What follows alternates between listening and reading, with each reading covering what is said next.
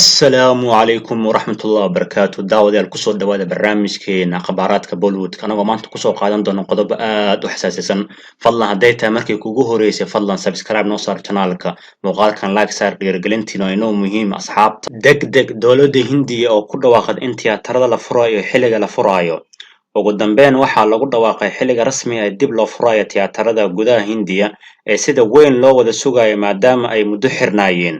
horaantii bishii Maarso ilaa waqtigan ayay xirnaayeen tiyaatarada sababo la xiriirta in caabuqa corona uu gudaha Hindiya si weyn ugu faafayay hase waxaad moodaa in xoogaa laga qafiifiyay xaaladii hore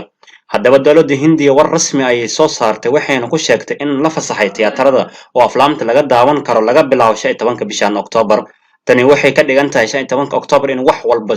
sidii hore ku soo laaban doonaan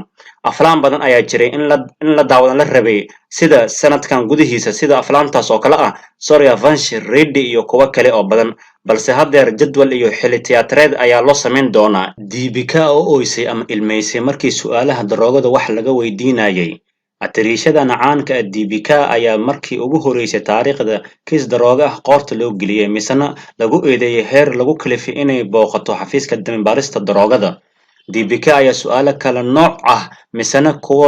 kuwa saabsan daroogada wax laga weydiiyay waxaana la sheegay inta ay goobta ku sugnayd inay iska ooysay oo ay indhaheeda ilmada ka cishan weysay Deepika 6 sargaal ayaa dhinacyada ka joogeen su'aalahana looma kala nasiinayna haddaba markay ooysay sida la sheegay saraakiisha waxay ku dhaheen oohinta jiliinka ah jooji ee su'aalaha si toos ah ugu jawaab